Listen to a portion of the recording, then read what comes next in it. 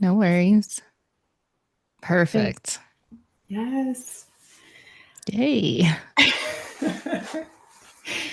Well, yeah, I don't know what to say. Okay. Have you had a guest on? No, I haven't. Okay, this is our Yeah. first time. Yeah. Is this your first guest? Yeah. First time having a guest? Okay. Yeah. I still haven't figured out how to mic up like a second microphone if I'm Yeah. recording with my phone. So it feels a little overwhelming to think about getting that set up. So I haven't had a guest on, but I would like to. Yeah. Especially like in person. I love when people do the like just meetings together so they can just kind of bounce off of each other. But I feel like I do watch or listen to a lot of podcasts where they have guests, Mhm. but they just do it like through Zoom. So Yeah. I love that. Well, awesome. Well, thank you so much for just joining me and Yeah.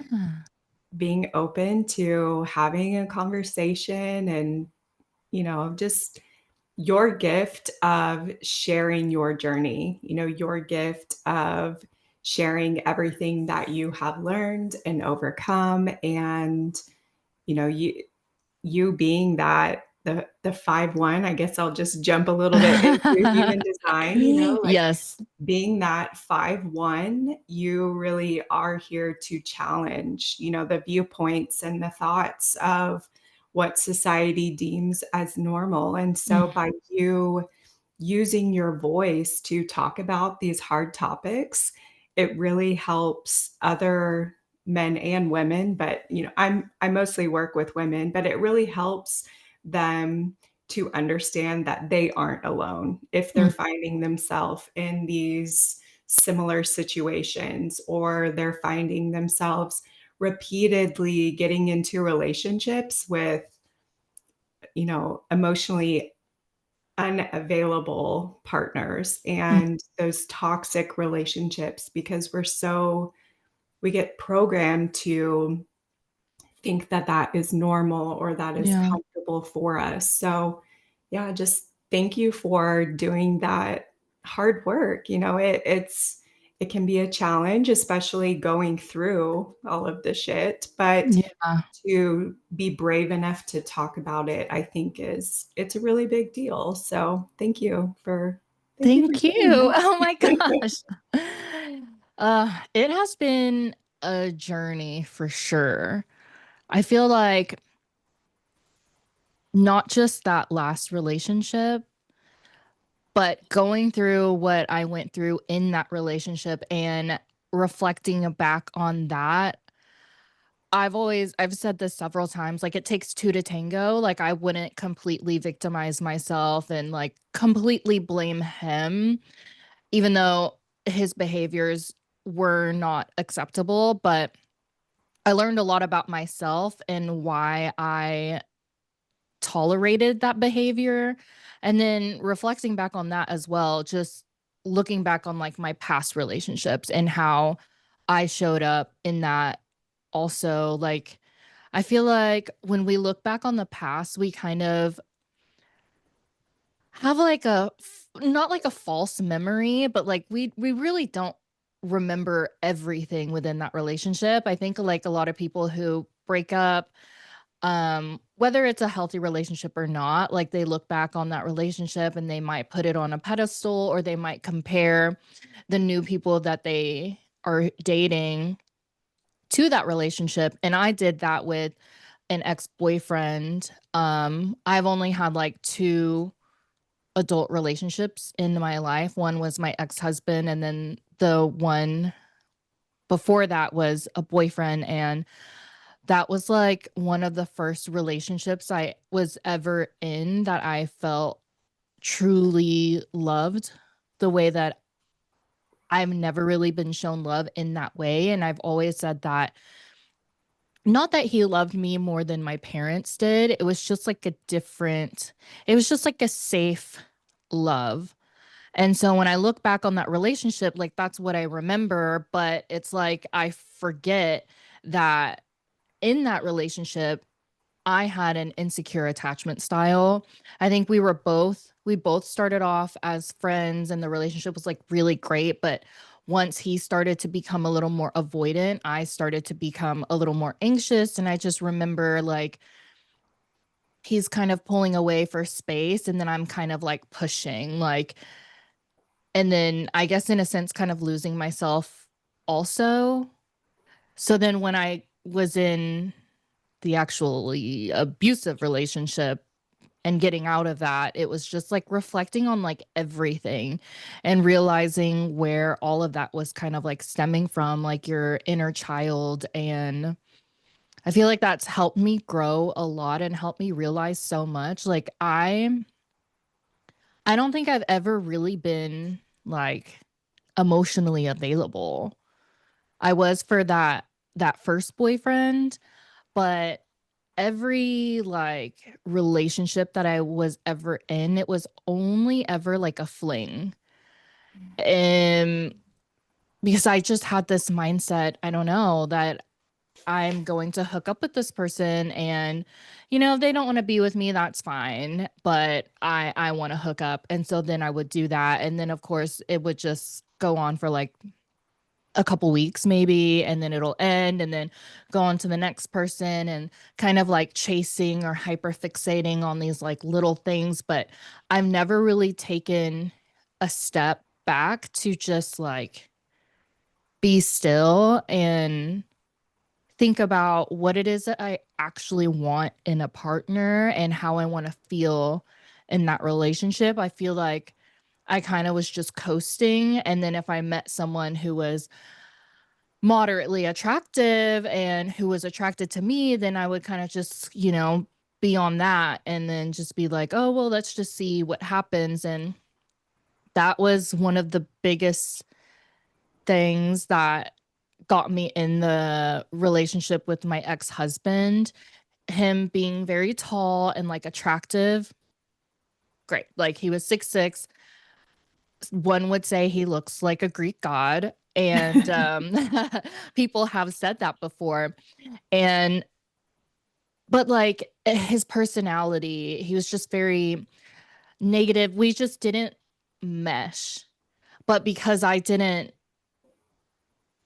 know. I don't know if it was just like wanting like choose me energy or whatever, but I kind of just hung out with this person that I kind of knew that I didn't really want to be with. And but then he decides, oh, let's be together. And then you're kind of just like you're flowing, but it's not a good kind of flow. It's like a insecurity or whatever kind of flow. And then that is how I got sucked into that relationship. And then this person that you originally didn't want to be with, the way that they're treating you or whatever, now you're like seeking approval from a person that you didn't even like. I remember sometimes our arguments would get really heated, and I would say, if you weren't who you were, like I would not be your friend, because I had never had a friend or a parent, or I have never met someone like my ex-husband before. I've never had a relationship with someone like that.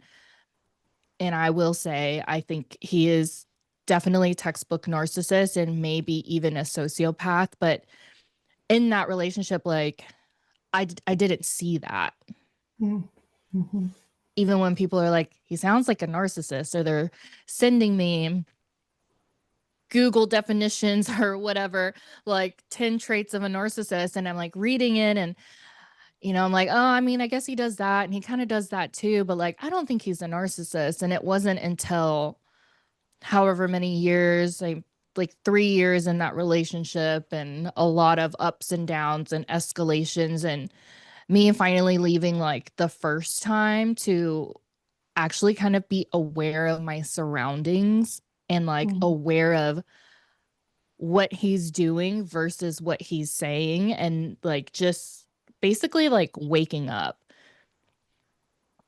Yeah, I understand that a It lot. was a lot to Mhm. process, like their behavior and the stuff that you tolerated, and then looking back now into that relationship, I feel like I don't even recognize who I was because I Mhm. wasn't me in that relationship, Yeah. which I is so mean, crazy. yeah. And that is a huge step for you, personally to recognize that now. And I guarantee there are so many women that when they do finally like wake up, right? Like that light bulb finally turns on, that they recognize that Mhm, within themselves, right? They're like, whoa, like, why was I even in that relationship? I'm not that person. Or, maybe they do a 180 and they're like, I'm not that person anymore, right? mhm, yeah, But I do think it's so important to honor that version of who we were mhm, in those past relationships, because that helps you become aware, that helps you grow, that helps you learn and heal so you don't repeat yeah, and fall into a relationship or into a situation where you continue to find yourself with those people mm, that continue to hurt you, continue to have those narcissistic traits, right? I I resonate so much with your story and what you say, just from my own story, my own experience in life. And in my particular situation, I don't even think I had heard the term narcissist, until after my divorce. And so for you to have those people like in your corner, kind of like, hey, Lisa, like, let's wake you up, let's yeah, let you see, the light, the true situation for what it is, to kind of help you along that path. I think that's a big gift, to have people in your corner and to be looking out for your best interest. And mm, I definitely resonate with you just kind of feeling like, okay, well, you're just in this flow and then you continue to take those different steps within a relationship with a person that obviously wasn't right for you. I mm, think I was kind of in that as well when I was in my first marriage. And I definitely had this, like, I want to be saved, I wanna be rescued type mm, of energy, right? And my ex was about 9 years older than me, so I almost had this feeling and energy of, like, he'll never find, someone younger than me, or you know what I mean? It was just like, yeah, that was the security, aspect in my mind, but I was mm, still very young and naive. I was 23 when I met him, I was just, yeah. 23. So, Oh, and then 3 years later, we were married, so it was just, yeah, it was, I don't know. I was very young and naive, and I don't regret it. I definitely had moments that I felt like I regretted mhm, that, but now I'm thankful because I wouldn't be who I am today. I wouldn't be working with women and helping them overcome like similar things. So now I'm so grateful and thankful. 100%. I Mm. feel the exact same way. I feel like my like some people that I catch them up on what has happened because it our divorce wasn't that long ago. I think it was maybe 6 months ago when it got finalized or something. And to me, I don't know. It seems like maybe some of my friends, well, one would say she's like very impressed with how quickly I processed and am able to get to the mindset that I am in now. And I think some of them, maybe it's just me like projecting or something, but like I feel like they think that I suppress my feelings. And whenever I'm sharing, I'm more so just like venting and I'm not really like processing what's going on. And some people will be like, oh, it's going to take like years for you to kind of get over this trauma and stuff like that. And I don't know why it bothers me when they say that sometimes, because I'm like, I feel just the utmost gratitude for what happened. I have my moments. There are some days where I'm just like, I can't believe that I did that. Like today, I left the gym and I got in the car, and sometimes you'll just have these random flashbacks. And one of the flashbacks that I had was I remember that we had planned a day that's all about him, and a day that's all about him is just like literally food and sex all day, but in a way that like he wants it to be. And Mhm. I remember I have a set workout routine, and uh I went really hard on legs one day, and then when it was his day, which was probably like 2 days after that leg day, I told him, "Oh, by the way, like my legs are a little sore. Just so you know, if you can, like be a little gentle." And I can like his face kind of just shifted. And we're at the gym when I said this. And because I had been groomed so much already that I had to think to come up with, okay, well, I don't want him to be upset, because that's just something that always happens, is if he just that people like him just feel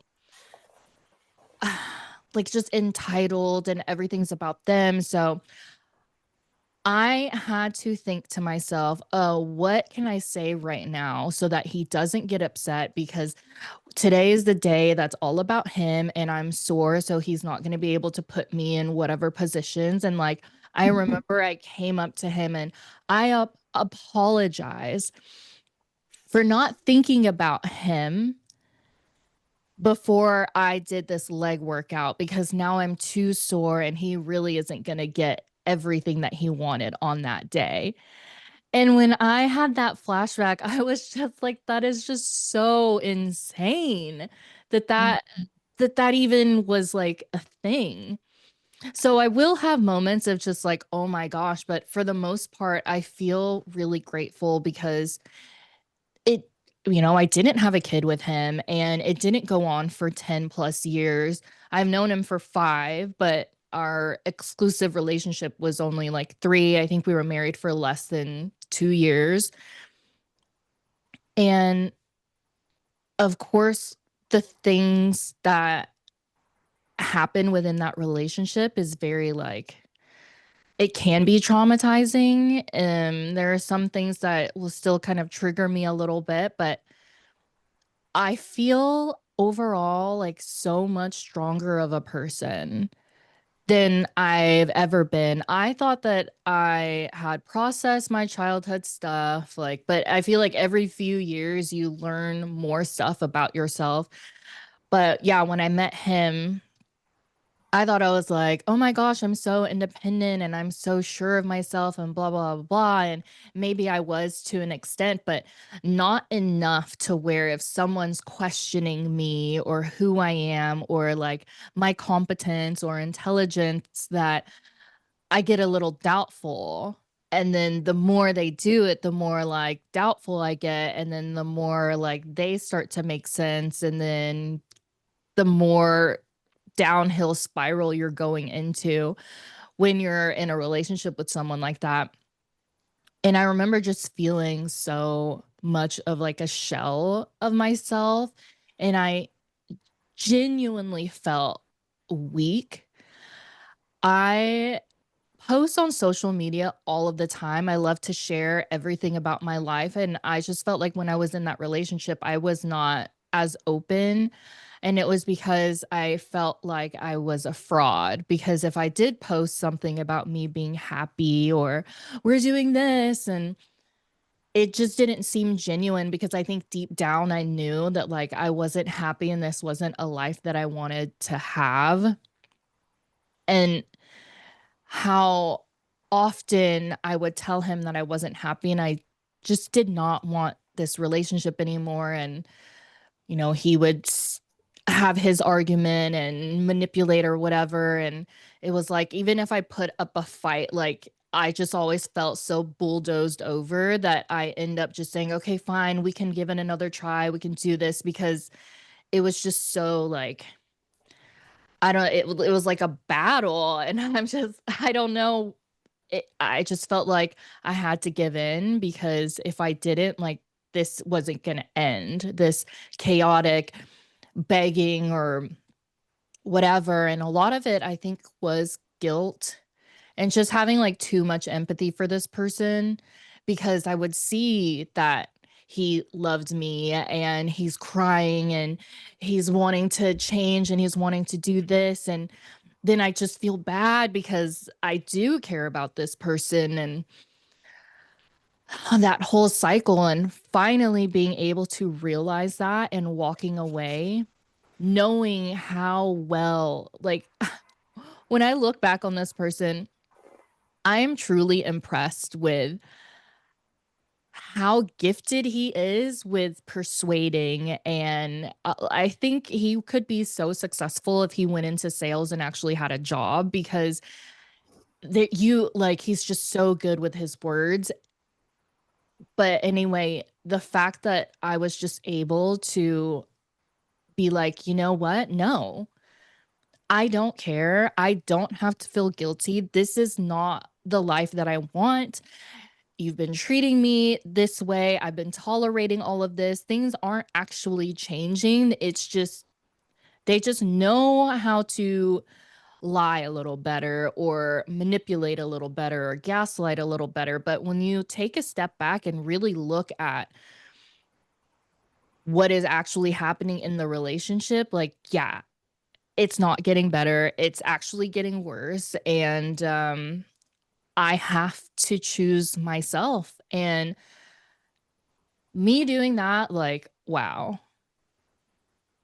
I am also impressed with myself because just the decline of my mental health and what's the word, like autonomy and how I felt as a person.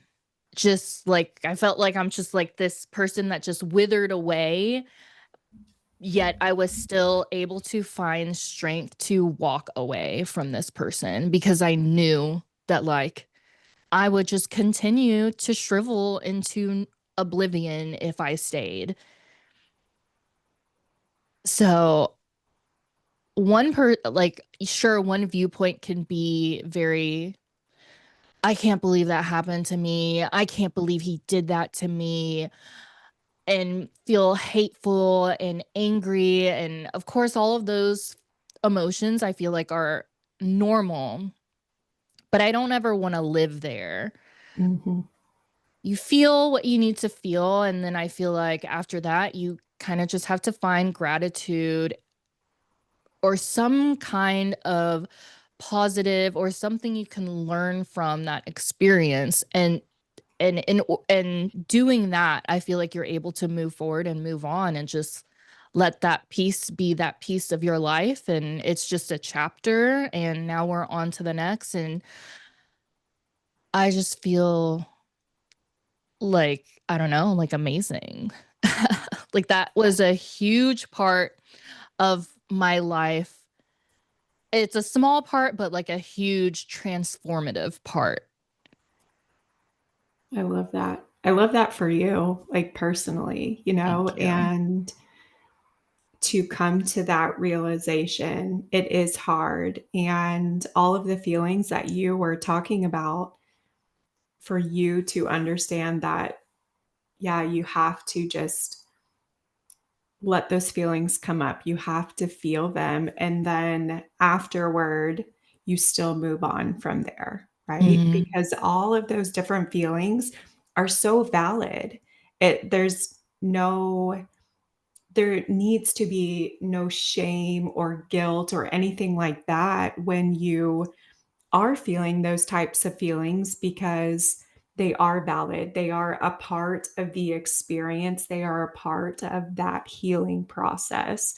Because, you know, you said earlier that you think friends may think that you're just pushing those feelings down or you're not really feeling through it and you maybe need to vent at times, right? There's so many levels of grief that a person will go through, no Mhm. matter what the situation is, no matter what that trauma is, right?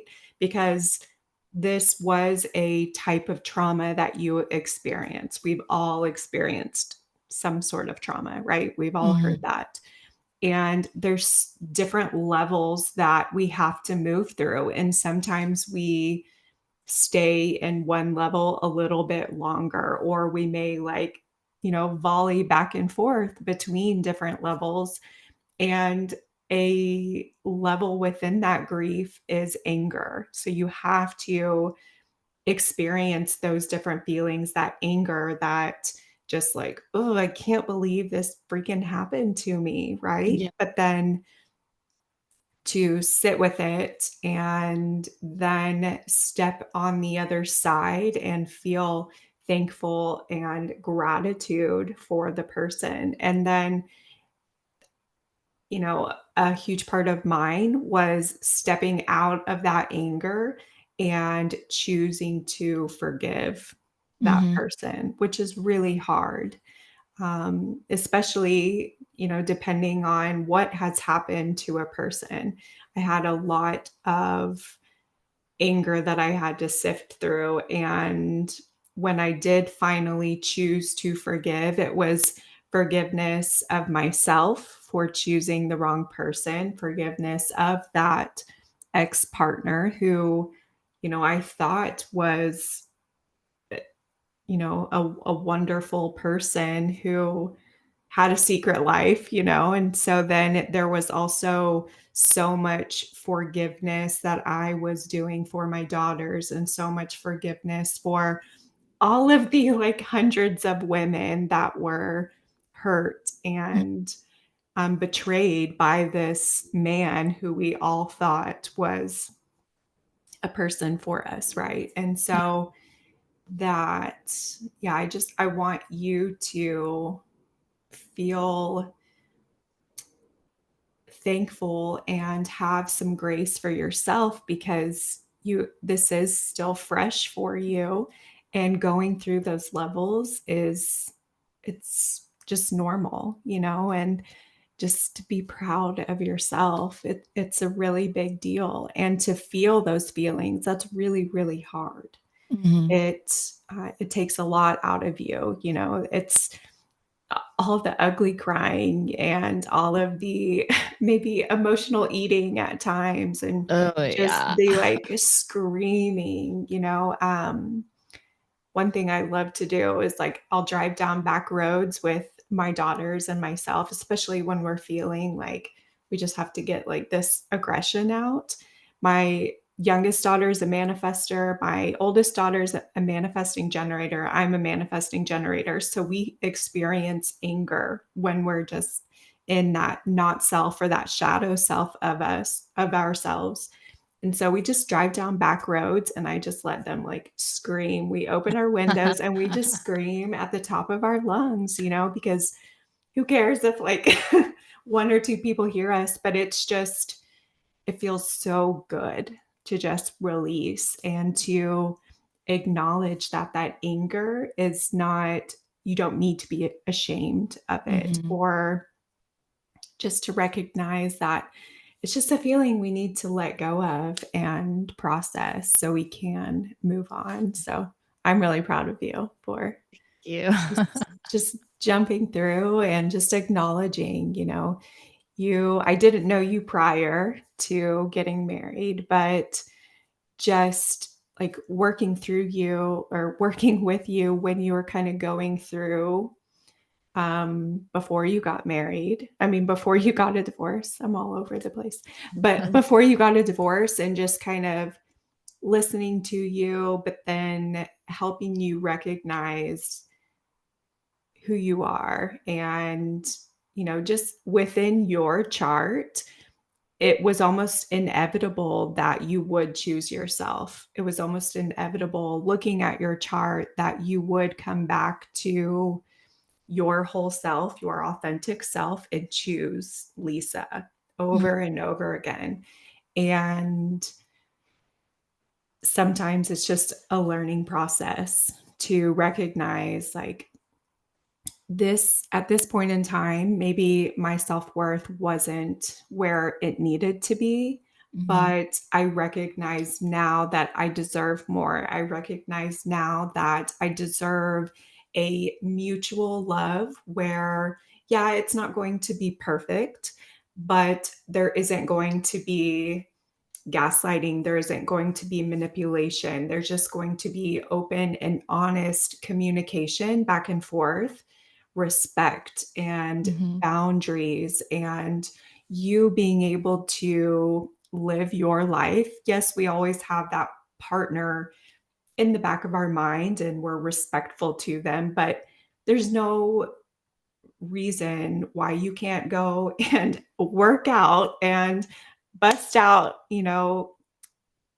just kind of like work out so hard that your legs will like tumble, you'll fall while you're Ah! working because you're like busting it so hard. And then to feel bad about that because of your partner, like that doesn't belong in your vocabulary. That doesn't Yeah. belong in your head, those types of thoughts.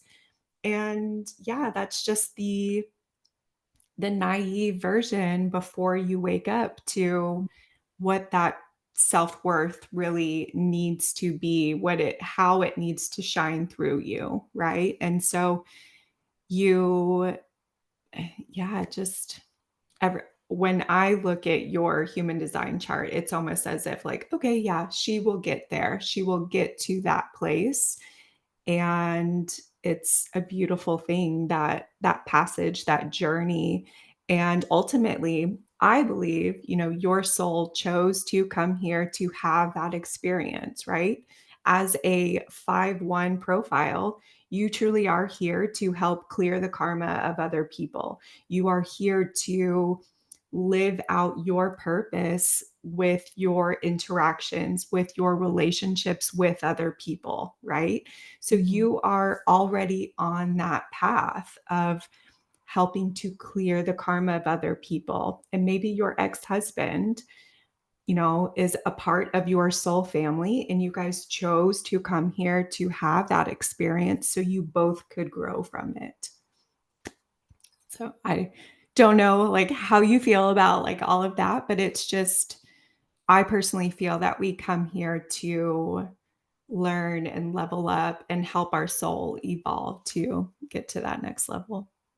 I definitely agree with that for sure because when I do share and a lot of people, they're like, "Oh my God, I'm so sorry that you went through that." And that's very traumatic. Like that's so crazy, blah, blah, blah. And I'm just like, yeah, but I genuinely feel like I needed that because I don't see how I can be who I am in this moment right now had I not gone through that. And that Mhm. was the mindset that I had about when I processed like childhood, like sexual abuse. I think growing up, I did kind of feel like I didn't love myself. I did feel shame or guilt or whatever. And then I'm, sleeping around a lot and I'm going out and I'm drinking. And I don't really know why I can't not have a drink in my hand.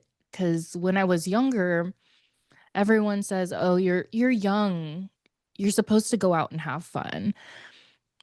And I understood that, but at the same time, like why are my tabs are the high that my yeah, my check is always the highest out of all of my friends because I just am continuously drinking and now that I've been diagnosed with ADHD, I feel like I wonder if that was also just like ADHD symptom of like either being like overly stimulated or understimulated and feeling like I needed to have something in my hand, something to drink. But I just, I knew there were some times that I would go out with the intention of bringing someone home. And it sounded like fun. It maybe felt fun in the moment, but I remember I would wake up the next day and I'm just like, I don't understand. I don't really know why I'm doing this. And shouldn't I care a little more? And then I kind of just had to like process everything. I don't think I quite processed everything. I was aware of what had happened, but I think I just had this mindset of like, well, why did this happen to me? And I did go through a phase where I was like, I don't think that God's real, or maybe there's a higher being of some sort, but I don't know because, like, if he was, then why would stuff like this happen to children? And I really had to like sit and just kind of accept that that's just something that happened. Also, what helped me was knowing that I wasn't alone. So when I did start sharing it, I think it was around the time that the Me Too movement was going on, Mhm. and sharing it with my friends or whatever, and realizing that, wow, this happens to like a lot of people. Like the people that I did share with, something like this happened to them as well. But then that got me into this mindset of like, if I met someone who didn't go through that as a kid, like that was a huge shocker for me, which is so crazy. I don't know what the statistics are, but now, yeah, just like accepting that that's just something that happened. It didn't happen to me, it just happened. And even with that, like I don't think I would be who I am if that hadn't happened. Like, I don't know if I would be as compassionate or caring or empathetic if something like that didn't happen to me. And I don't know if I would feel as strong as I do now if the relationship with my ex-husband didn't happen. So it's just like you live your life and things happen and you kind of just have to like figure out the piece that will help you be a better version of yourself. Mhm. Yeah, I agree so much. And it's a lot to uncover, right? There's so many layers. And yeah, just you being able to recognize and almost realize in the moment when all of that was happening, like I'm not alone. Like this does happen to other people. And I don't personally know the statistics of how many women truly have some sort of unwanted sexual experience as either a child, a teen, or even like in their 20s, right? Mm, But I would almost guarantee, just from talking with so many women doing what I'm doing, it's the number has to be like in the 80s to 90%, right? Like it happens so often. And mm, that's really sad. But I feel like women are, or girls are so sexualized at such a young age, and we're exposed to like, oh, you're worthy if you look nice, right? If you have a nice body. And so it's almost this cycle of being sexualized or having some sort of sexual trauma as a young child, and then also having it be programmed into you that your worth is only good enough if you have a nice body, if a man desires you sexually, mm. right? Like if you have um yeah, if you have a nice body, it doesn't matter what your mind is like. It doesn't matter what type of skills or what you are good at. It's just you're only wanted for sex, right? And it's just Yeah. kind of how we are programmed. At least that's how I kind of feel when I look back at my life, where I grew up, I'm like, I just want to be a mom, like when I grow up, right? And I was really good at different things, but I just wanted to be a mom growing up. So it was like, I want to find a man who takes care of me and I get to have babies, right? But now that I'm I'm 40 now. I just turned 40. And it's like, I am so good at having a business and helping people. And it's like, yeah, I I love my kids. I'm so glad I have them, but I really wish I would have had a different mindset when I was younger, where I'm like, I can be a badass entrepreneur. I can Yeah. like rule the world. And when I personally got a divorce, back in 2018, that almost sent me into this like, I don't need a fucking person ever again in my life. I don't need a man. I am remarried now, but it was getting married for a completely different reason. It was like true love and just that intimacy that I was like, holy shit, like this is real. Like this Yeah. is what I was missing. And I just went into this like hyper independent state where I was like, I'm going to take care of all my bills, my kids, my home, my lawn. Every time something is breaking, like my washing machine, my dryer, my garbage disposal, like I was going to do it. I didn't need any other person, which Hmm. that state of mind was also not healthy, Yeah.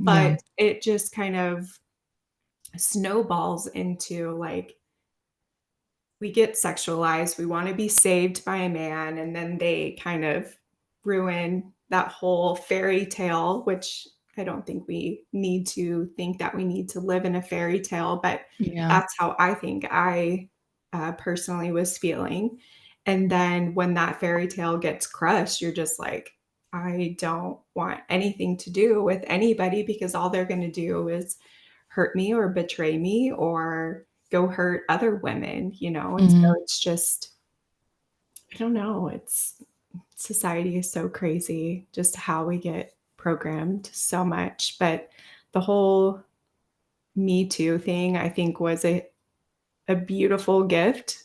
I Not that what happened to the women was amazing, but it was just that awakening to kind of say like, we're not going to tolerate this shit anymore, Hmm. right? We're going to start sticking up for ourselves and talking about all of this. And I know it still happens. I My proof is with my, ex-husband. He did horrible, horrible things to, most of them were very, young girls. I had to even ask him, was everybody 18, that you photographed and did all of these things? I didn't look at their, license. I didn't check for that. They told me, Oh and I my was just like, God. and it's been so long now. I'm They're definitely 18 by now, but it's just like, how gross is that? Yeah. And um, when I kind of found out, and I was talking to quite a few of these girls, these young women that things were happening with, and I just went into like mom protective mode. I wasn't mad at them. It was like, don't meet a man that you talk to on Craigslist, right? Like you could be murdered. Was And that how they met him on a Craigslist? lot of them were. And then they would introduce him to their friends and just different things like that. So he wouldn't do weird things with all of them. It was just like here and there, but we had a photography business together, and I was the main photographer, and I would do newborns, weddings, senior photo shoots, families, and stuff like that. But I also did boudoir photos. Hmm. And he would come and help me sometimes in these photo shoots. And like, yes, the pictures are like very sexy and they're hot, but like in the shoot, it's not like hot and sexy. Like it's very like opposite, because it's a lot of work and it's posing and just all of these different things. So I never I never thought anything weird about it. But then I guess he just kind of took it to the next level and was doing photo shoots on his own, like during working hours. And so I didn't know about it. And then he would get paid with sexual favors. And then, there were Uh, like affairs that happened through all of these different women that he met. And yeah, it was huge. It was mhm. just this spider web of just hundreds of women. And Dang. How did you find out? I'll paint a little picture for you. So I had just had a baby. It was my first week back to work from maternity leave. Mhm. And I don't know his human design chart, but I can almost guarantee he's like generator or manifesting generator. He had so much energy. He was just constantly doing things. So when I was on maternity leave, to kind of get a little bit extra money while I wasn't bringing in money, he was driving for Uber just for something to do. Well, one Sunday night, um, and mind you, that week prior to me finding out, I was taking my newborn baby like to the doctor a ton because they thought she had leukemia. So I'm like taking her to go get all Oh of my these tests. It God. was crazy. Thankfully, she didn't have it. I think it was just like God saying, like, you're about to like have this shit storm. We can't let her, her have this. Yeah. It was crazy, but took her to like all of these different appointments, getting tests and everything. It's my first week back to work. And then this Sunday, he went out to go drive for Uber and he comes home at like 2 o'clock in the morning. And there wasn't like concerts or anything going on. I'm like, 2 o'clock in the morning on a Sunday, like that doesn't seem right. Right. Yeah. So he didn't know I was awake and he like didn't tell me he was home, like wake me up or anything. And I'm just kind of watching. He goes and brushes his teeth, goes to the bathroom, and he comes back and he's just like on his phone for like a good 45 minutes and he's texting. And I'm like, what is going on? Like, who is he texting? Like, that's not his mom. It's not his sister. It's definitely not me. So I wait until he goes to sleep and it's like 45 minutes goes by. And then I wait like 10 minutes to make sure he's like really asleep. And Mhm. I was not a person that would check his phone ever. I was not Mhm. that type of girl. And so he's asleep. I go and grab his phone and run over to my daughter's bathroom on the other side of the house. And I just like lock myself in the bathroom and start looking through all of his text messages. And he had a secret like Instagram account for his photography that I had no idea that he was doing. He was in like magazine articles. He had been interviewed several times. I mean, he was a great What? photographer. But they were all like nudes and very risque things. Oh. And then pictures like in their homes and just all of this stuff. So I'm finding out about all of these pictures. And at that time, when I used Instagram, it was like posting things about my kids, right? I was just not in it. I didn't really like message anyone. So I didn't really know there was like messaging on Instagram. That's Mm. like how naive I was. So if I would have looked in those messages, I probably would have found out a whole lot more at that time. But I just found all of these pictures and then was like looking through text messages and stuff. So after like 30 minutes, I went back, woke him up, and I was just like, we need to talk. Like, what the hell's going on, And I didn't know about the cheating at that point. It was just, I'm Scorpio sun, I'm Scorpio moon. Like, I have my Pluto, my Saturn, all these things in Scorpio. So, like, you better believe if you do something to me, I'm going to dig up everything about you. Okay.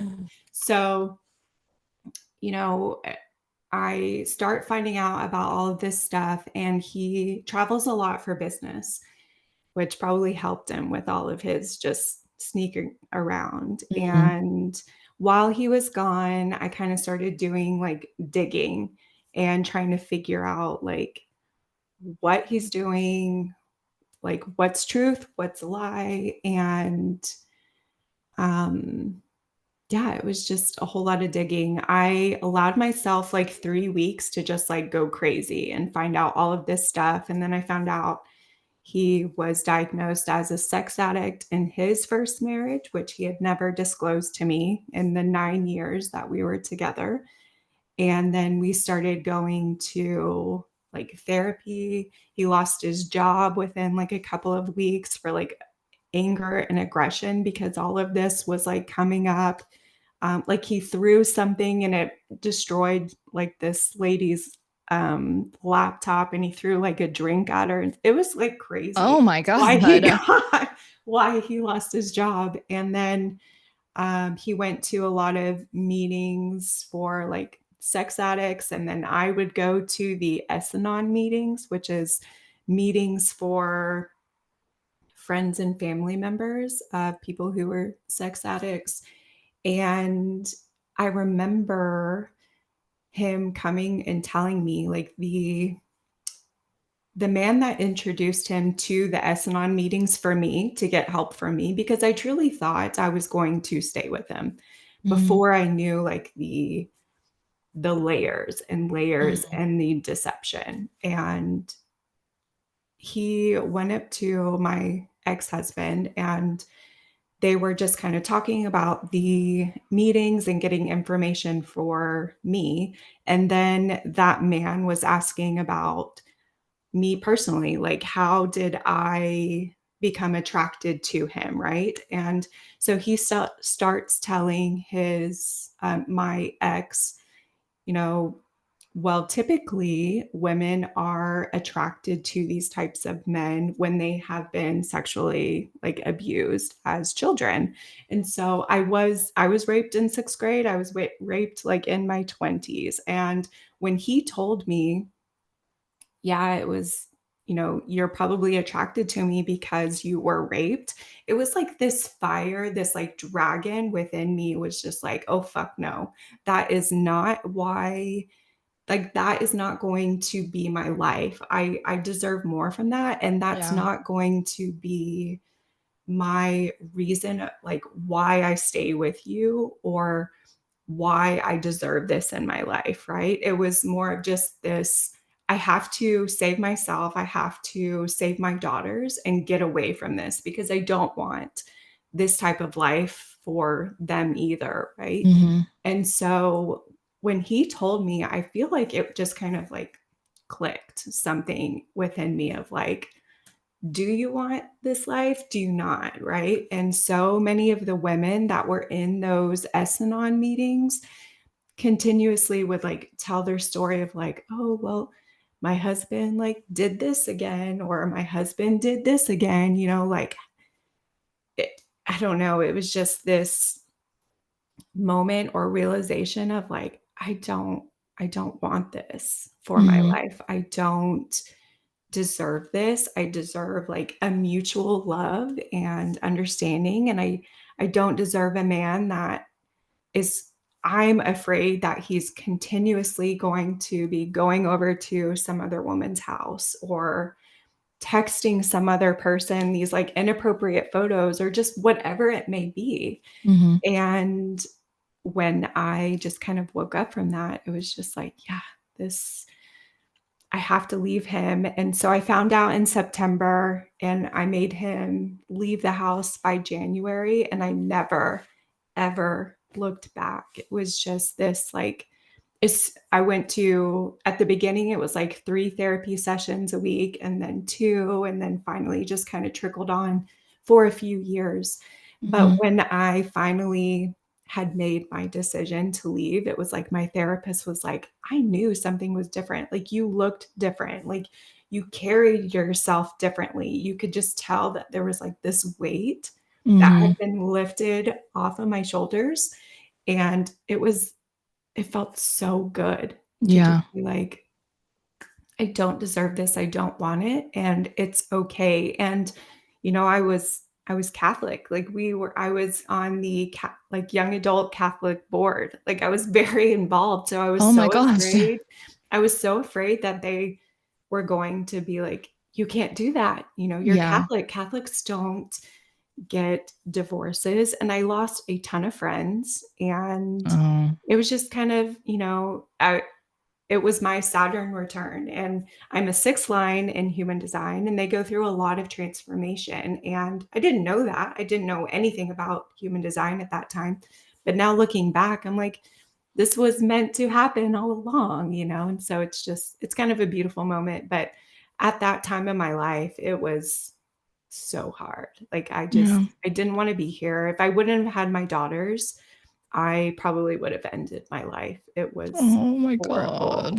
It was really, really bad. He definitely is a narcissist. And like I said, I didn't even know what that term was, but Yeah. it was really, really bad. It could be a Netflix series for sure. I believe it. It What did you like feel inside when you like discovered all of this? it was a What lot he of was doing and like how what and then like the fact that you could have like chosen him because of your past. so when I first found out, it was a lot of betrayal, and then a lot of am I not good enough? And why would he be picking like all of these other women over the mother of his children, right? Mhm. The mother that he was, or the woman that he chose to be with. And so I think it was just feeling I didn't like myself for a Mhm. little while, right? And then there were so many threats of suicide on his part. And then when I finally had enough of that, and I was just like, I don't want to hear this crap anymore. And when I told him I was leaving, then it was all of these comments of, well, you're horrible anyway. You are, Mm, you're of so course. I remember him saying, like, "You're so vanilla in the bedroom." And I'm like, "Well, good." Fuck you. Like and I was just like, "I know I'm not." Yeah. But just like all of those little thoughts, there was a lot of healing on my part to recognize that I am a beautiful person on the inside, and like the right person eventually, if I ever choose to go down that path again, is going to love me for like who I am. And I don't deserve all of this, but there was just such a deep hate for him, right? I Mhm. mean, I could not believe that this person who made himself to be this amazing Catholic man, so Mm. devoted and just makes people think that he's a great businessman, a great father, a great husband. It's just so much blah, blah, blah bullshit. Yeah. Yeah. And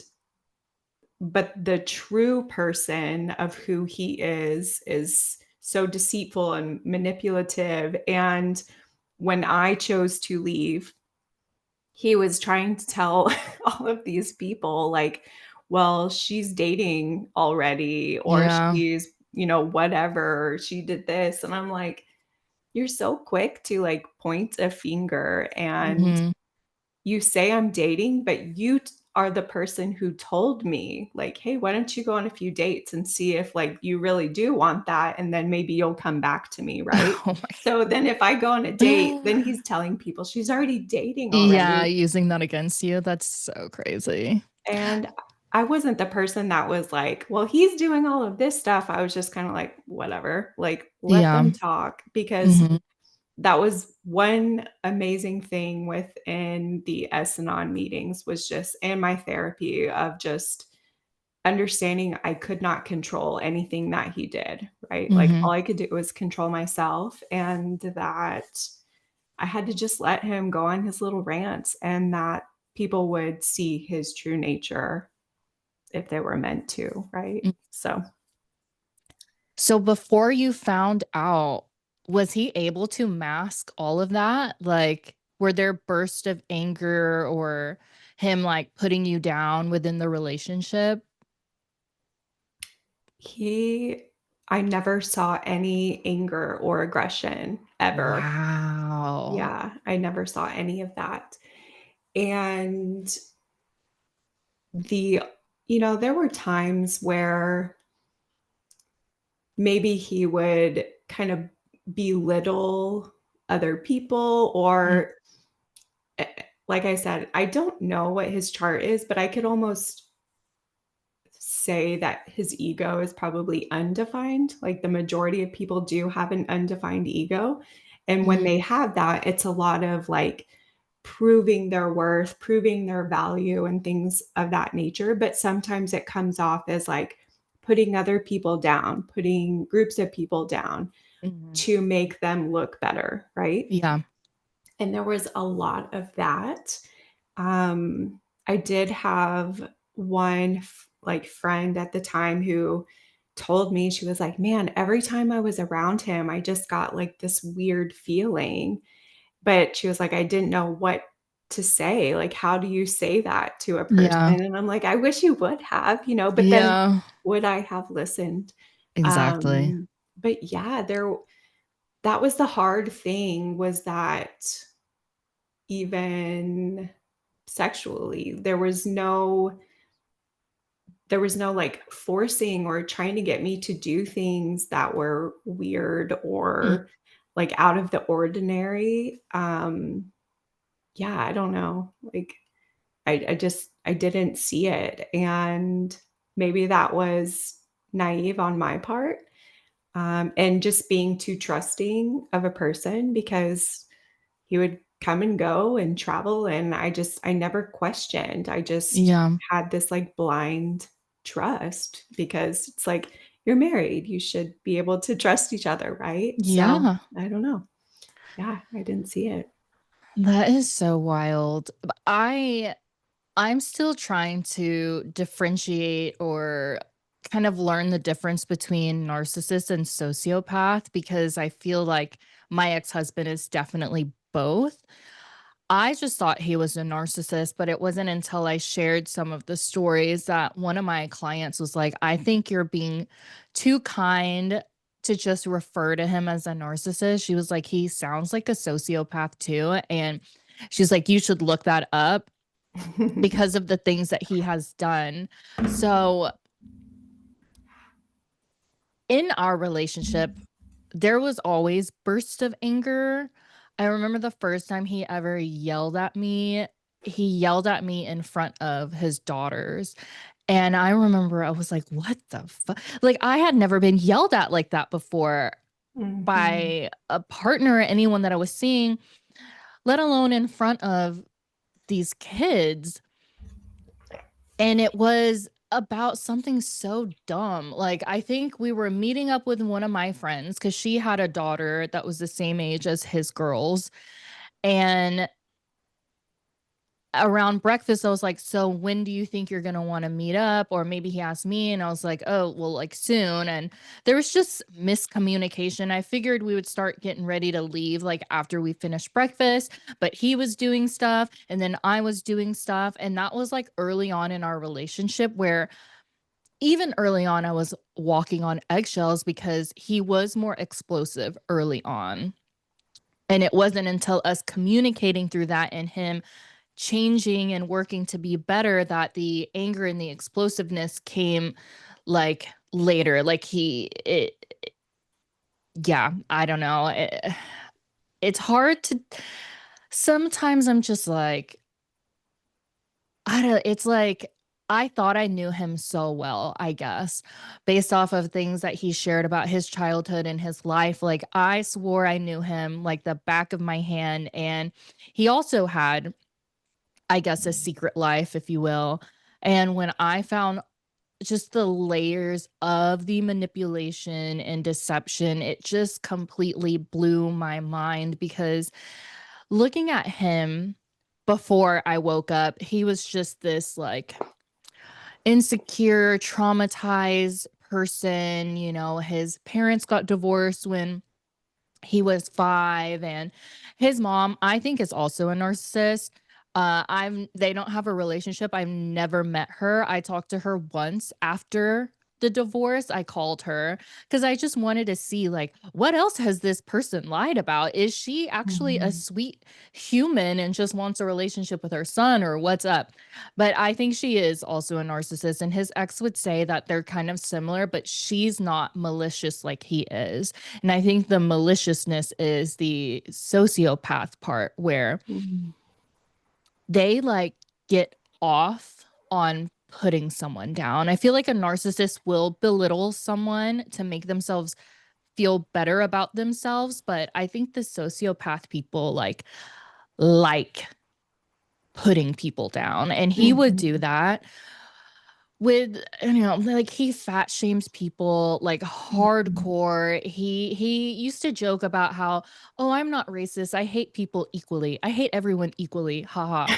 And he's just had so many things to say about everybody, and he said that I was fat and overweight, and I thought that was crazy. um Yeah. yeah, Look at you.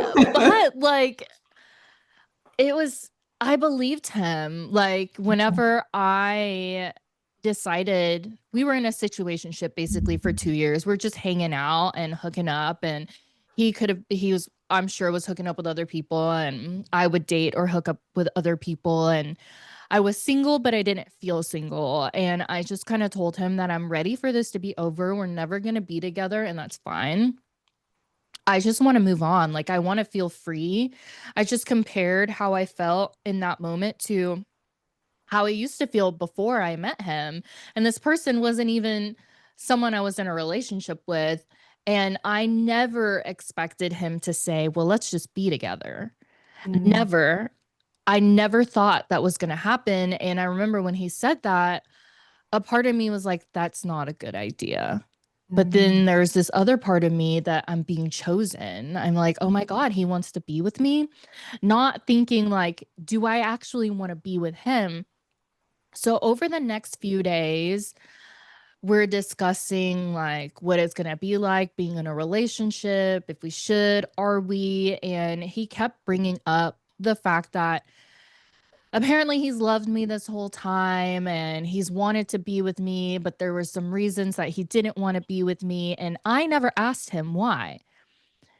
And he brought that up several times, the fact that I never asked him why he didn't want to be with me. And I remember just saying, like, if you don't want to be with me, you don't want to be with me. And I'm not going to ask you why you don't want to be with me. It doesn't make any sense. Like, that's mhm, on you. I know how I show up in a relationship and what I bring to the table. Like, I don't need to beg or to ask, but because he kept bringing that up, I was like, okay, well, it's obvious he wants me to ask him. So I did. And he gave me 5 reasons. I only remember three. And the first reason was because I was fat and overweight, he said. And I was heavier back then, but I never looked at myself and thought that I was fat ever. I did have terrible eating habits. Yes, I smoked all the time and ate candy, ice cream, fast food, but I worked out anyway. The second reason was because I snored. oh my And the third reason was, he said, my hygiene. He didn't think that I knew how to shower properly. And he said that my vagina would smell. What? But I never felt that it smelled like that. And anyway, it's so crazy though, because throughout our relationship, I did feel like my pH was so off. In the beginning of the Mhm, relationship, he suggested that I should use suppositories, and I've never used a suppository before.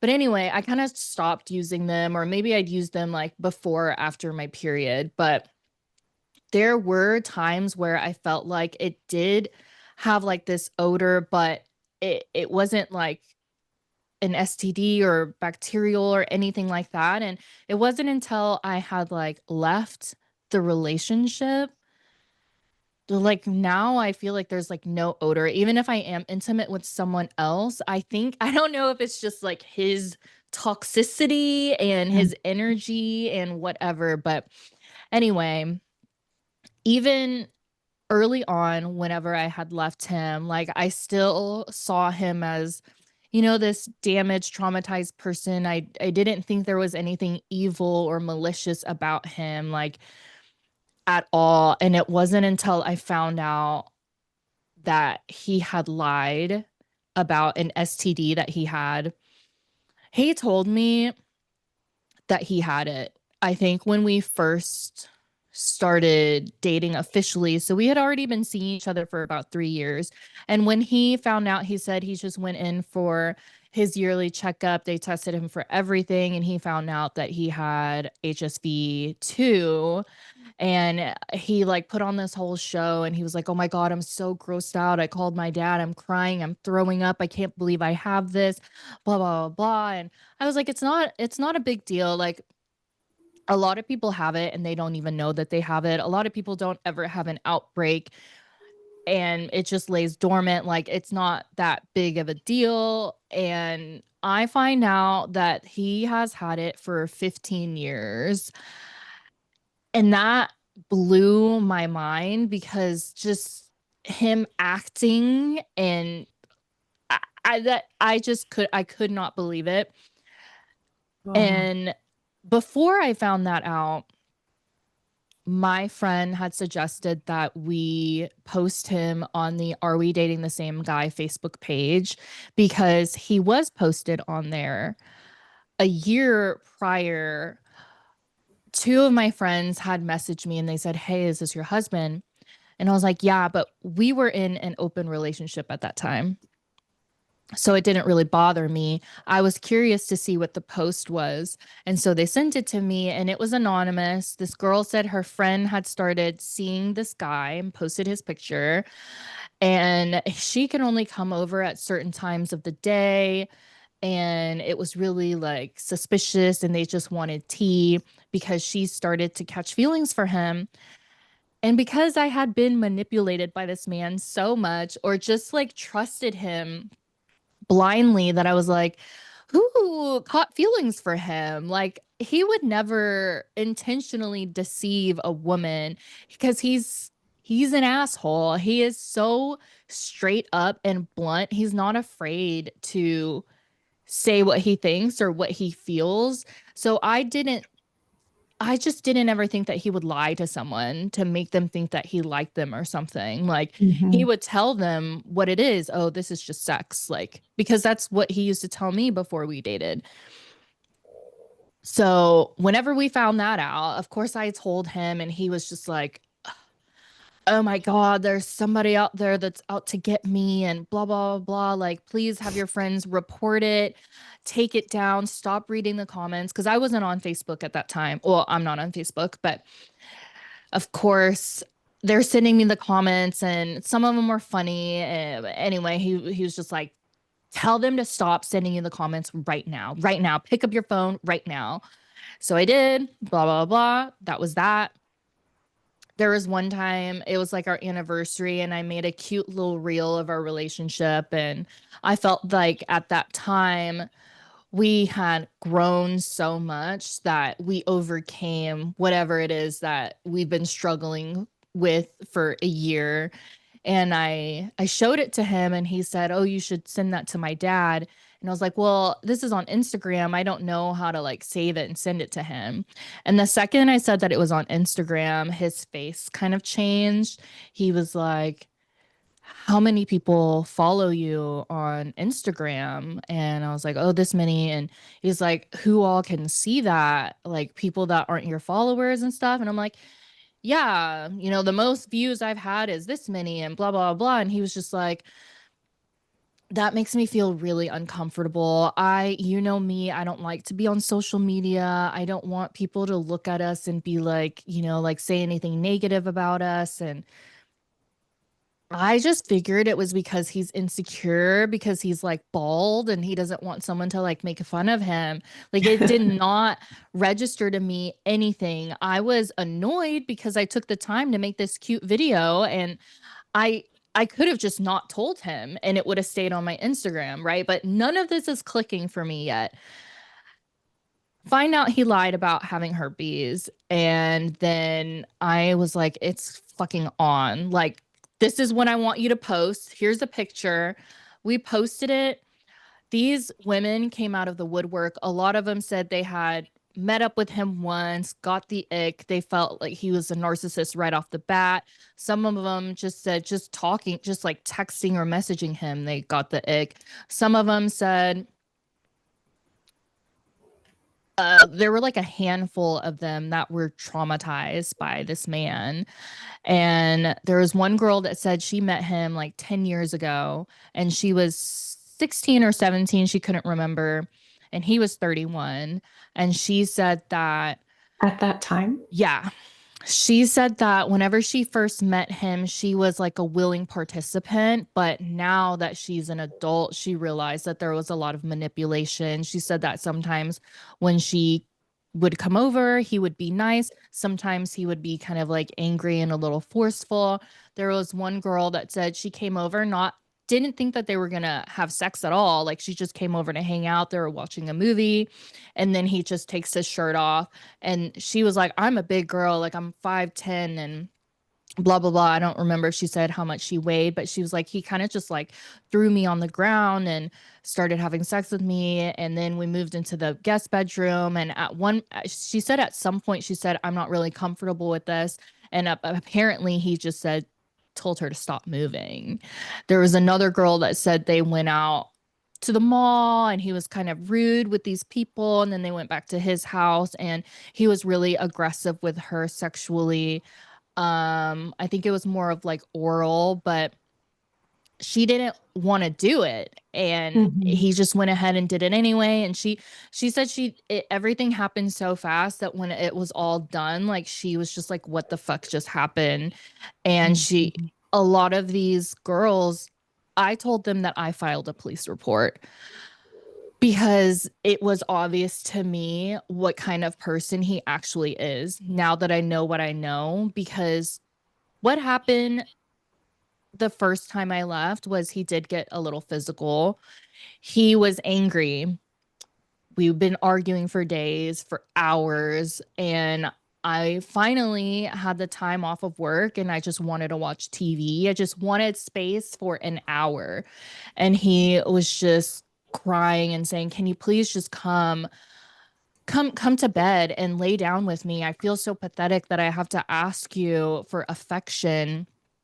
And I just said, "You've been taking up so much of my time. Like, I would like to just have an hour of space."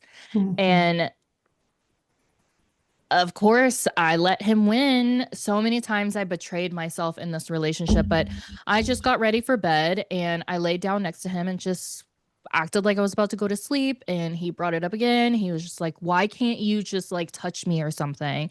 So I just passive aggressively put a hand on his chest and then he's angry. Well, what he wants is to have sex.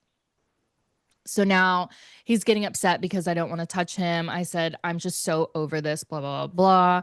He gets up and starts yelling about how this isn't fair and how he came into this relationship being completely honest and open about how important sex is to him. And we were open, but now we're closed. We closed because the one time I hooked up with another guy, he couldn't handle it and he didn't want to be open anymore. Little did I know he was still sleeping with other people, but Mhm. I didn't, I just didn't think that he would for some reason. But now he's making it my fault. He's like, and whenever I get angry and we're arguing all the time, whenever we were open, I could hate fuck other girls. And now I don't get to do that because we're not open anymore. And I can't hate fuck you because I respect you too much and you don't like it and blah, blah, blah. How am I supposed to get my anger out and blah, blah, blah, blah. And I'm definitely like off the wall too. I'm sure I was egging him on and he's just like starts yelling in my face and I try to get up out of bed and he like pinned me back down and just like yelled in my face some more. And that was the first time I ever felt true hatred for him. Like I just felt Mhm. so disgusted. I told him, I was like, "You're disgusting to me." Mhm. And he like ripped my shirt off of me. It was like a t-shirt, not like a light t-shirt that's easily ripped, but he just ripped it right off. He like started to pull my shorts down And I just look at him like, what? Why? What are you about to do right now? Mhm. What do you think you're doing? And Mhm. he just starts yelling some more and blah, blah, blah. And he was like, oh, sometimes I wish I could just, and then just like, it wasn't hard. I'm not trying to defend him, but he just like smacked me a little bit and like put his hand around my throat. And I just, I was just like, ugh, like I fucking hate you. And, Mhm. and then it was like, he just flipped a switch. He tried to use anger and sexual coercion as a manipulation tactic and realized I wasn't going to give in. He's now like trying to negotiate. Well, okay, I won't bring up my feelings anymore. We won't have to talk about this. We can just make an appointment with our marriage coach. And if you have sex with me right now, then I won't bring up my feelings anymore. Please, blah, blah. And I'm like, I don't want to have sex with you. You Mhm. said that if I ever feel like I don't want to be intimate, I can communicate that with you and you will just listen. That's what you said. And he was like, okay. And then he just laid back down like nothing happened. And he just asked me something like, hey, did you ever, do whatever it was that you said you were going to do? Like, how was that? Like, literally, it's just like changing the subject and flipped a switch.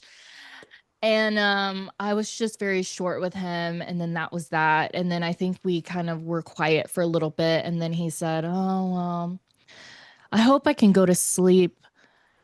You know how hard it is for me to sleep in general, and especially when we've been arguing, and especially when I haven't had sex and blah, blah, blah, blah. So it was like at this moment, because of everything that has happened in our relationship in the past, I know that I physically cannot leave because he's kept me in the closet, in the bedroom. He's taken my phone, keys, my wallet, so I couldn't leave if we were like arguing. So I knew I couldn't do that. And then I knew that if I said I'm not having sex with him, he will keep me up all night because he has done that in the past.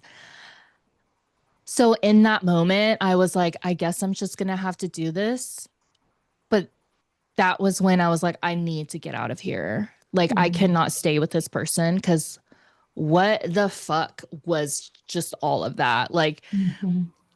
so I planned a whole escape. We, like, some girls from my work came over early in the morning. I think it was like 9 people, two of my clients' husbands, my cousin, and some of the girls at work. They like parked away from the house, waited for 7 a.m. because that was when he was gonna leave to take the girls to school. And we packed up all of my shit within 45 minutes and we left. Because my therapist even said, she was like, you have to leave him and you cannot tell him that you're gonna Mhm. leave because he will not let you. Mhm. And I remember when she first said that, and even when we were moving my stuff, like I was crying because I'm like picturing him coming home and all of my stuff is gone. And I'm like imagining him being so hurt that it was just so hard for me to do that to him, even though he has been the one that's hurting me throughout this relationship. That was just like really hard to do, but I knew like I was just like, I just have to do it. And so I left. And of course, he had all of his friends and his dad call me to beg me to come back and blah, blah, blah, blah. And I, I talked to them about it. I called him. I was like, don't act like I left a note. Like, you know what you did.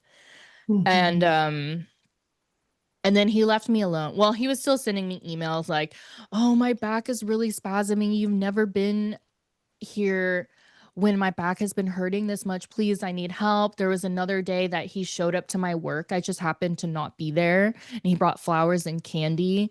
And he emailed me and said, oh my God, I showed up to your work, even though everyone told me not to. But I left and I don't know, next thing you know, I wake up and I'm on the ground and all of these people are around me and I went to the hospital and I have a concussion.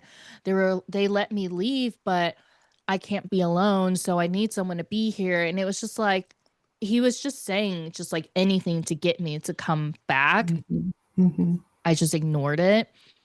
But I'm sharing this with the girls at work and they were like, "Oh, he's a liar." And that still had not clicked for me that like he is a liar and a predator and there's not a single good intention in this person. That's how Mhm. I feel personally.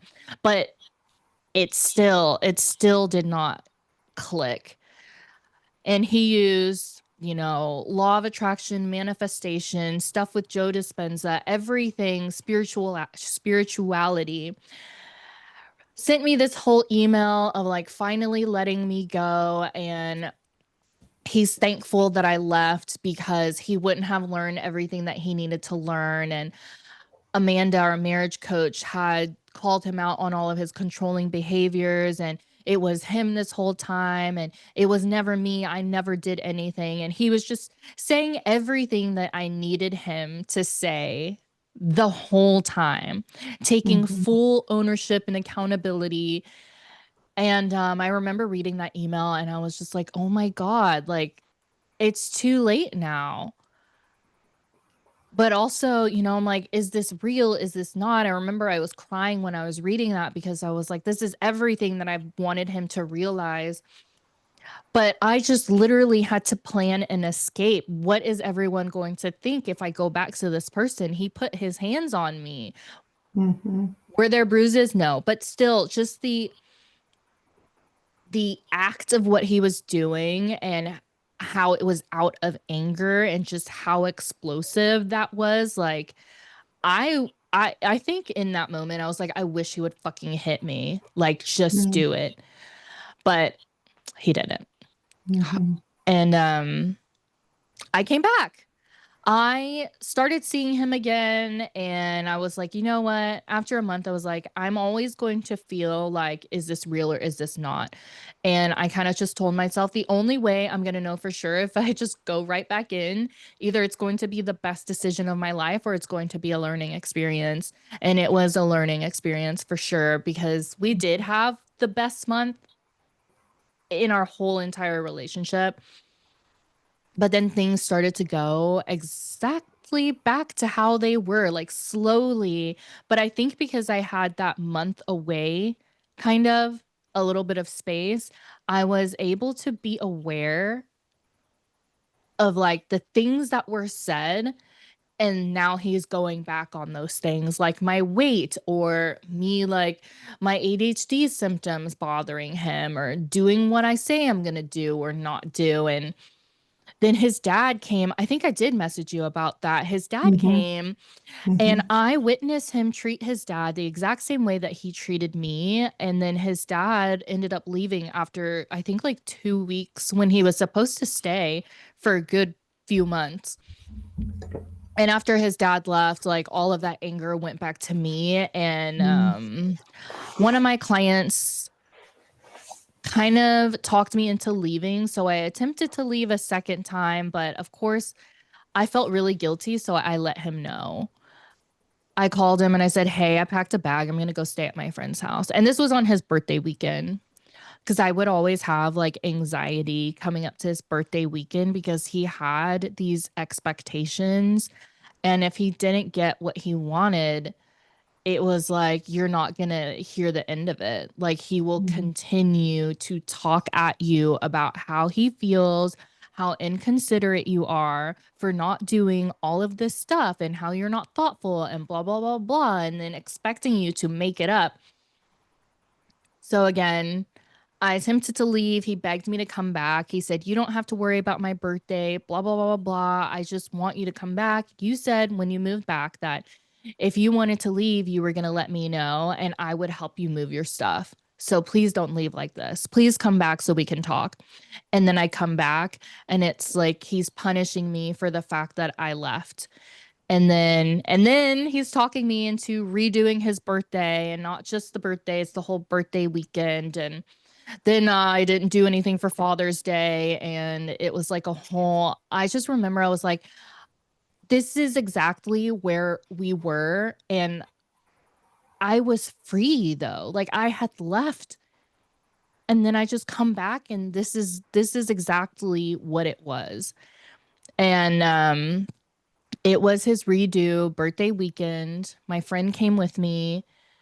We tripped a little bit, so I was on this like spiritual journey, I guess. And Mhm. I just, in that moment, I just felt like everything happened the way it needed to happen for me to finally realize. Because when we were at this pool party, my friend asked me if I was okay. He said, I seem a little reserved. And I said, yeah, I feel a little insecure because I'm here in a bikini and people are looking at me. I don't know if they're looking at me because they think I'm cute, or are they wondering why is someone like her with someone like him, or do they think I'm fat? And my friend Justin was like, when I said that, he was like, okay, I see it now. Like everything that you've shared about him, like I see.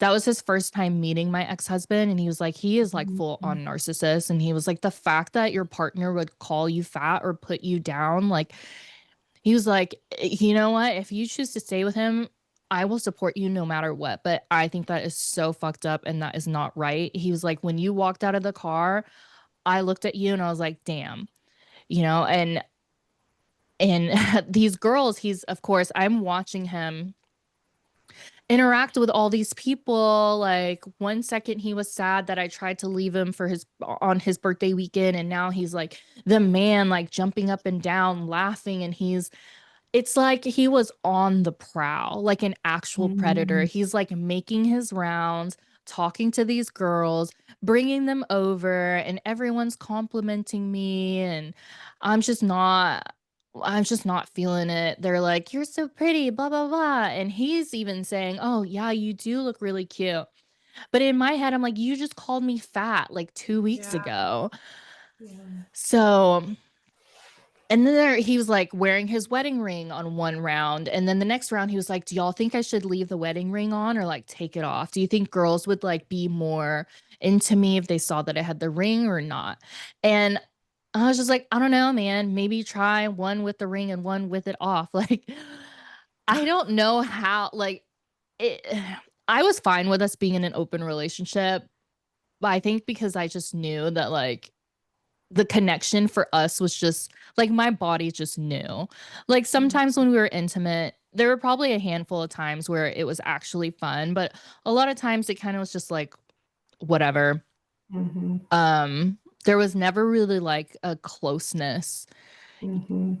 even compared to if I had hooked up with someone random. Like there would have been something there, but I think I had felt so insecure within that relationship, but also because he had made me feel some type of way. Like I'm always wondering if my vagina smelled or whatever. Like it was just so hard to fully like let go and give all of myself over to him without any reservations. But Mhm. me at that pool party, it was like I had an out of body experience. Mhm. It was like I was on the outside looking in, and these rose colored glasses just shattered. And I just looked at him and I was like, oh my God. And I started getting like chills and I started kind of getting scared when I realized I was like, he's actually a narcissist. Mhm. He's a liar. I'm still in an abusive relationship. Things haven't changed. And one of the things that he said to get me to come back was he said that if I was unhappy, I could let him know and he would help me move my stuff out. When I realized he was a liar, I was like, oh, he's never going to do that. Like, there's never going to be a time where I can tell him I want to leave and he's going to just let me go. That was a lie. And it was like, I texted the client that got me to attempt to leave the second time. I was like, I see it. I see it. I texted one of our mutual gym friends and I was like, oh my God, I am now seeing this. And I was just freaking out because I was like, how am I supposed to leave again? Because he's going to be so, he's already like hyper vigilant. He can tell if he can like always tell what I'm thinking. Mhm. And it was like, how am I supposed to hide this from this person again? So I think we did get into an argument when we got home that night. but everything was so clear. Like, I kind of just, I had to lie. I had to say, I put it on myself. I was like, I can't grow. Like, I know there are things that I need to work through, and I just feel like I can't work through it in this relationship. Like, you've grown so much, and I'm so proud of you, but like, I can't do what needs to be done here in this space. I feel like I need to go stay at a friend's house for a few weeks and kind of just really figure all of this out. But like, everything he was saying was to persuade me to stay. And but I see it. Like, I saw it. Mhm. It wasn't working on me anymore. And then I think I left the next day. And then that was that. And then I found out all of the stuff that he did, the whole second life. And when I saw what these women looked like, it was just very shocking to me. And it truly made me feel sick to my stomach because he is so egocentric and like into his looks. And he put me down for being overweight and all this stuff. And he fat shames people. So to see these women and how they looked like, and just knowing that he truly was just using them, Mhm. it was so disgusting to me that that's who he was. And like, that's who I married. That's Mhm. who I like slept at night with every night, like Yeah, next to. I'm That sure. was so crazy. Yeah, I'm sure there was a lot of healing from that. Just having that perspective, and not feeling shame Mm, yourself, and just knowing how much you had to reprogram, right? Like hmm. all of your all of your conscious thoughts of just like you thought this person was this way. And one thing my therapist said was like, you're not like you're grieving the person that you thought you were married to died, right? Yeah. So you're like grieving the death of who you thought this person was, but truly they are over here. Hmm. And my therapist, who it started as like um, couple therapy, and then it was like individual. And she was a sex addiction specialist. So she Mm, knew all of this, like all these terms and all of this information that I did not know anything about. And I thought sex addiction was just like in the movies, right? I was just like, this isn't true. Like, what? yeah. So, yeah, and I am not a therapist or anything like that, but it sounds like he has some sort of like sex He addiction definitely for does. sure. And that's sad, because maybe something happened to him at a young age to make him become that way, right? Like he wasn't Yeah. just born that way, something Yeah. had to happen. So you have to have like a little bit of empathy for that reason, and that the little boy that is trapped inside your ex, who is hurting so Yeah. much, and because he is hurting other people, right? Yeah. And it makes me scared for his daughters, Yep. for their future relationships, and that anger that you have witnessed, and you've witnessed it on yourself, and you've witnessed that anger towards his daughters, right? So that, Hmm. there's scary thoughts around that. And I've definitely, when you asked if there were like red flags for me beforehand, there weren't any beforehand, but afterward, there were so many like outbursts of anger and everything. And he does that a lot with my daughters now. They're 12 and 7. And that's always scary to me.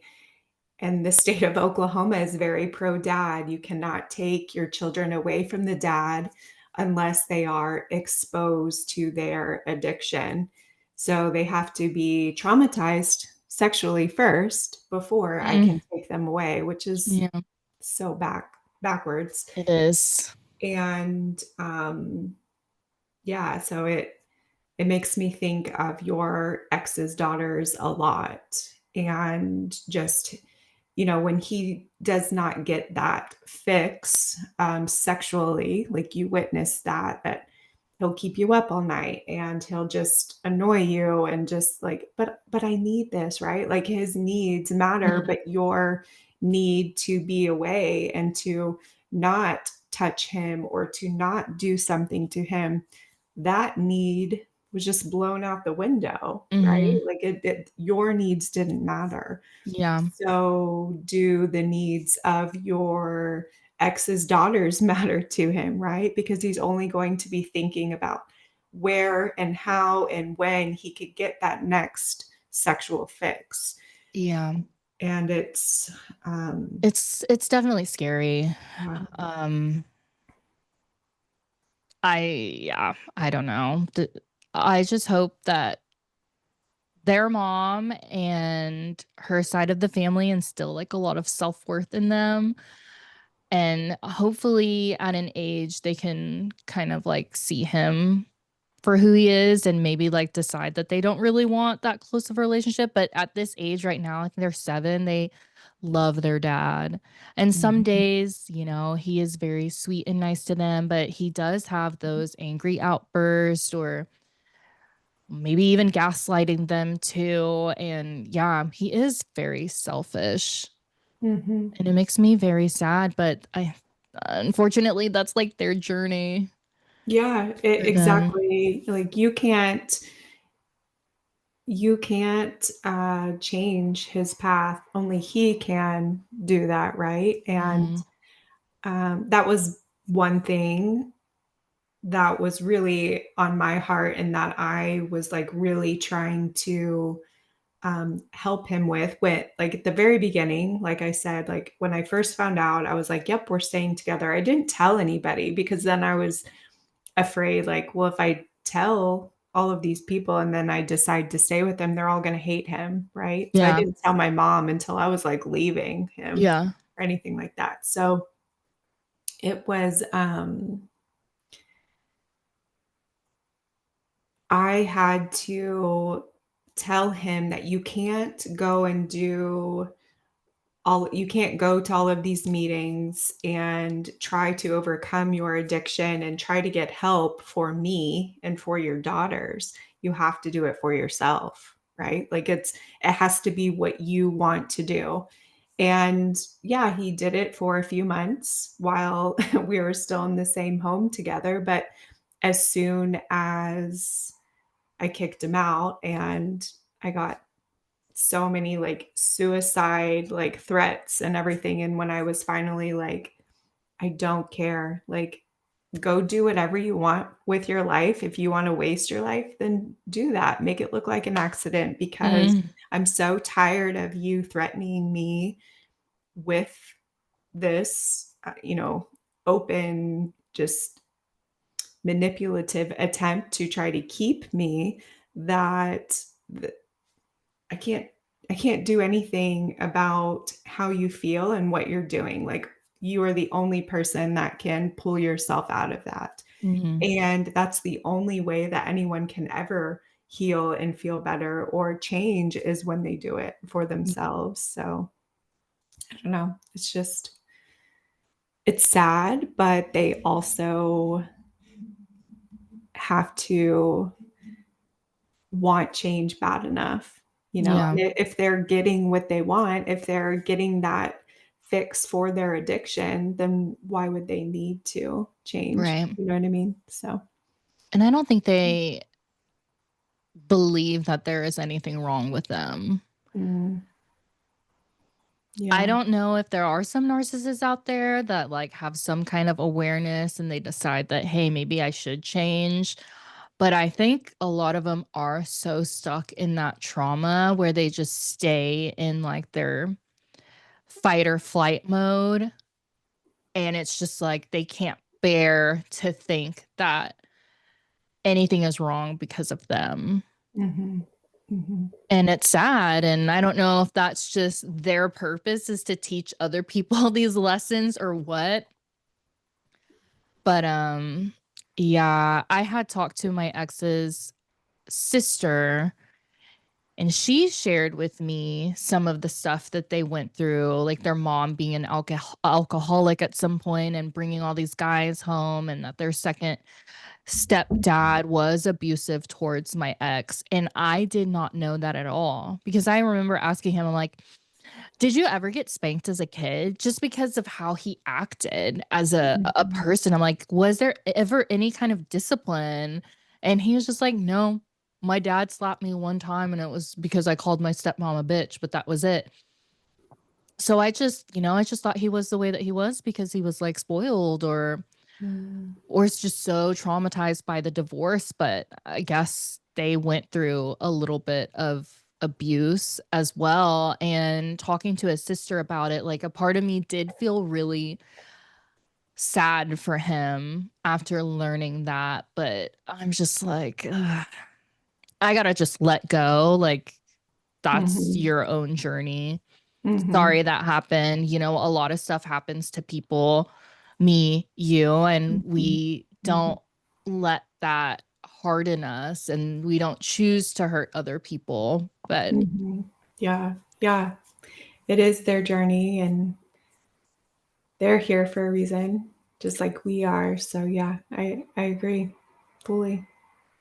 Mm. this has been a lot of fun. I know. Yeah. I really appreciate you just being so open and sharing and talking because yeah, this is really hard to talk about and it's important though. Yeah. And I'm proud of you. I'm proud of myself and I'm glad that we both chose ourselves. I'm glad we both, knew deep down that we deserved better for ourselves and that we chose the hard route. I mean, it's hard to stay, but it's also hard to leave. And Yeah. it's scary. There's this unknown of like what's going to happen, right? Like Mhm. what's going to happen to me, what's going to happen to that person. And then when kids are involved, it's Mhm. even more layers. And yeah, it's important that people are talking about it. So I really appreciate you and kind of opening my eyes a little bit. Like I think you had told me that you had an open marriage, but I wasn't quite sure of like what it was like. And Mhm. it's just something different, and Yeah. I was not in an open marriage that I knew about, but I was. Yeah. So I But just same, yeah. same. Yeah, yeah. So it just yeah, I really appreciate you just being vulnerable and just being you. Yeah. Same. I feel very Mm, inspired listening to your past because I didn't know that happened to you in your mhm. childhood, and in your 20s, and just seeing the person that you are right now in front of me. Like, I just feel like your voice itself is just so calming, and you're just like this bright light.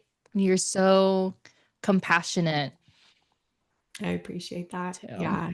It just when when everything was happening, I mean, I think it was like a month after I'd found out. So I was kind of like in the shit at the moment. And something in me was just like, you are meant to share this story. Like, you have to tell it. I had no idea how I was supposed to do that. Like, the first thing in me was like, you have to write a book. Well, I'm not that great at writing.